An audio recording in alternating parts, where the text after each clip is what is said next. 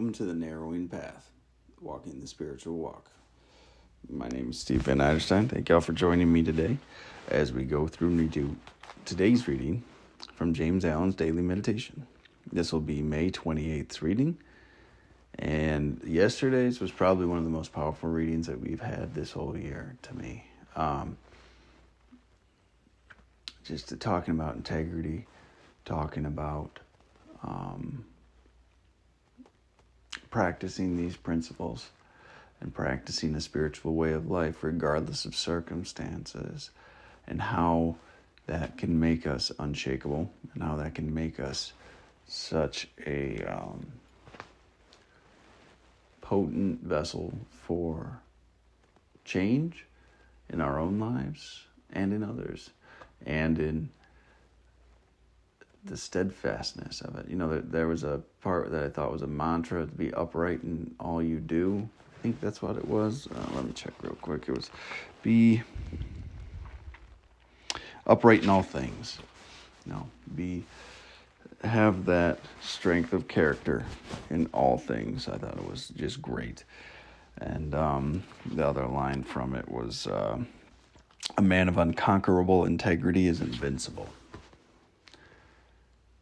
When you do not sway for any reason, you're invincible. It's amazing. It's absolutely stunning. I love that line. So, looking forward to today's. This will be fresh to you and fresh to me, meaning this will be the first time I read this or hear this right on this podcast with you. So you'll get my genuine response, reactions, and observations, and what I relate to about the reading. So here we go.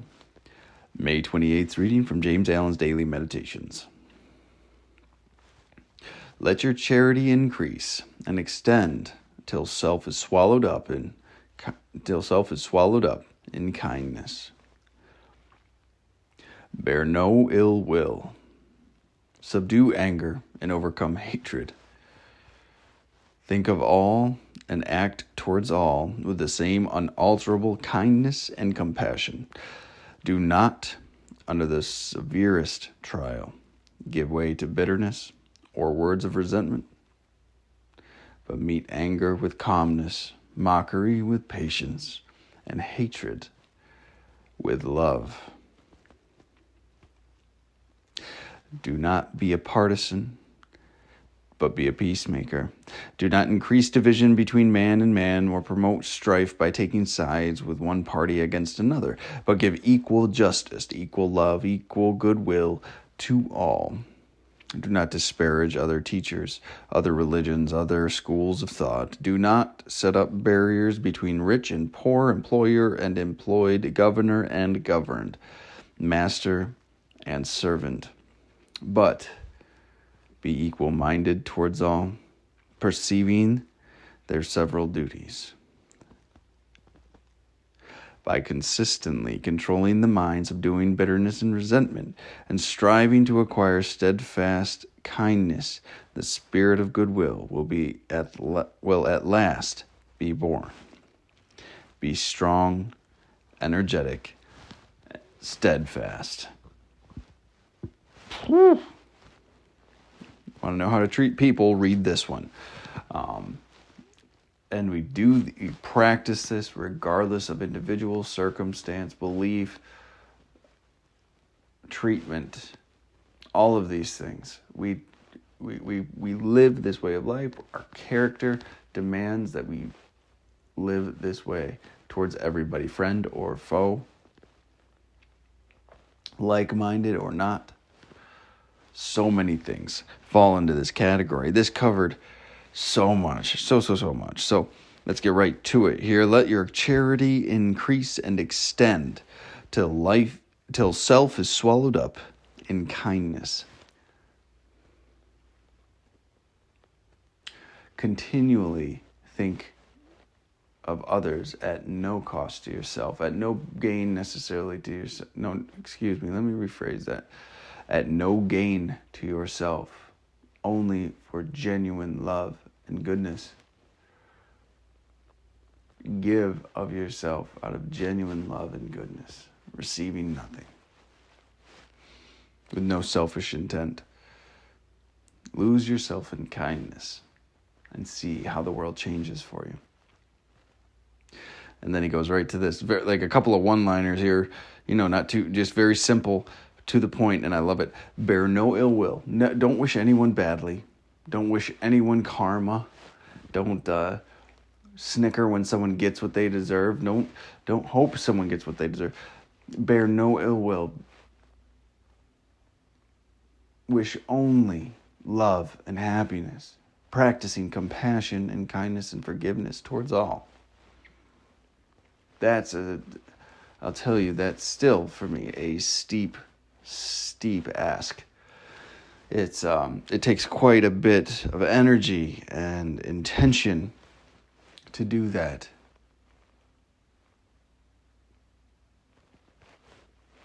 Let me tell you. It's not anything I do perfect, but I do better at it today, and I continue to improve on it.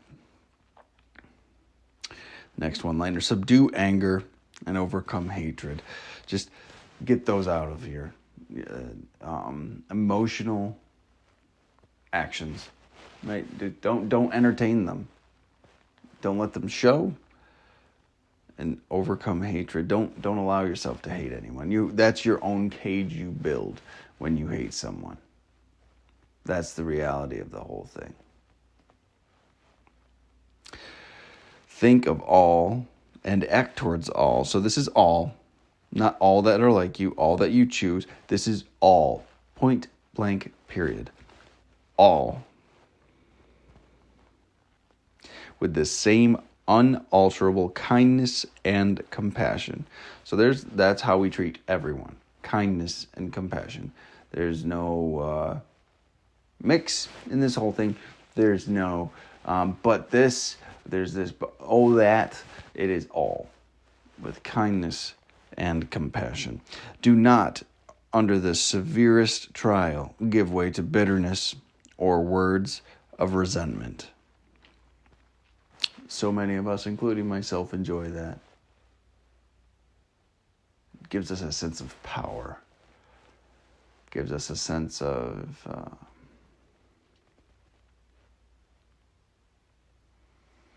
importance or better than to be judgmental. But we should not do this.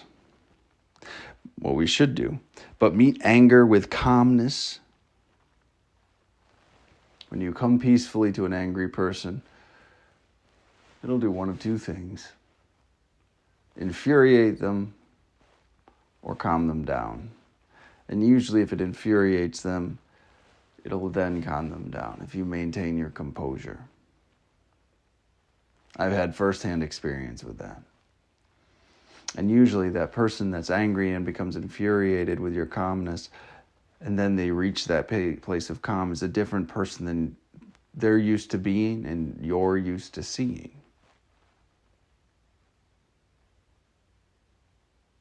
I've been in that position. I have had direct experience with that. And it's been eye-opening, to say the least. Meet anger with calmness, mockery with patience. That's a hard one, especially with kids around. And hatred with love. Practice love instead of hatred. Always practice love. We have a choice today, and we need not hate anybody. That's the amazing thing. We need not hate anyone. It's pretty substantial. It's pretty incredible.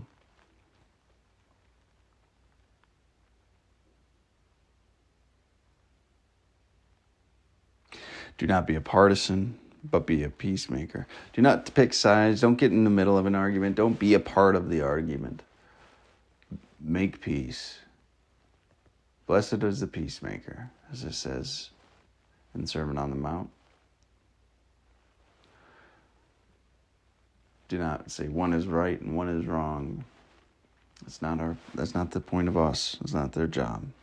But be a peacemaker. Do not increase division between man and man or promote strife by taking sides with one party against another. Right there. Restatement of it. Do not increase division between man and man. Do Do not drive that wedge deeper. Don't do it. Or promote strife by taking sides with one party against another. We're not here to co-sign anyone's bullshit, as they say.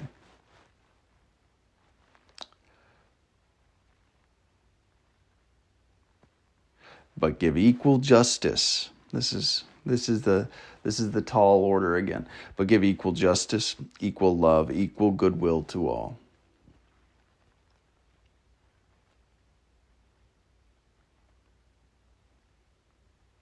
Equal justice, equal love, equal goodwill to all. What a beautiful, beautiful idea that is. Do not disparage other teachers, other religions, or other schools of thought. That's important. There's so much, and I've myself taken part in it. It's been a while since I have, and I'm proud of that. But I don't criticize other religions. No. I don't criticize other spiritual beliefs or practices. I don't criticize other schools of thought or the way other people talk about these things. Because it's as long as it's getting a message of love across, who am I to say different? Or likewise, who am I to say I know better? Right? That ego and arrogance can manifest very quickly.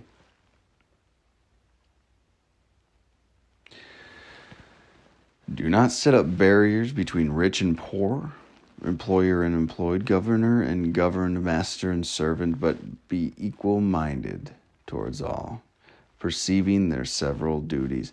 Like, this is something that's important.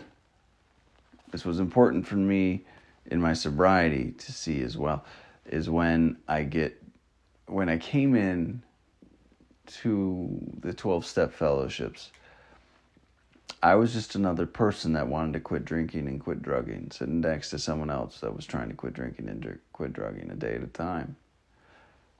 It didn't matter their title, their prestige, their popularity, their money, their family, social standing. It was one human being next to another. That saved my life.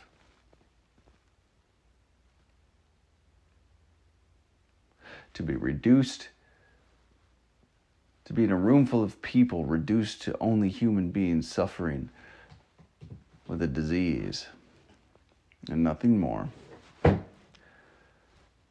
was a powerful thing for me, because I thought everybody in the world was only defined by those materialistic things. So if we didn't have that to talk about, I didn't know what to talk about. And I was taught a whole different way of living.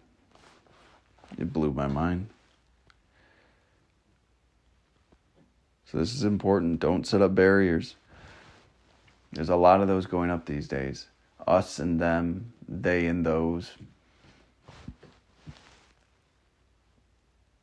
All of these lines being drawn into sand till everybody's just stuck in their own tiny little square and don't feel like they can reach across the line to shake a hand. For fear of the association that might come, for fear of how that would look and the impression it would give. It's the most isolating feeling.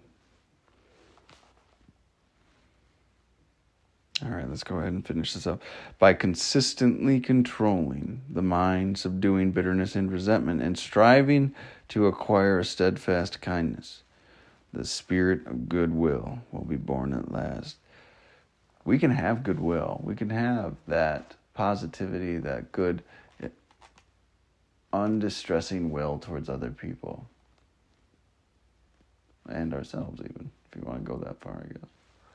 I don't think you have to worry about it for you. I don't have to worry about it for me. I give to others, and my cup gets filled.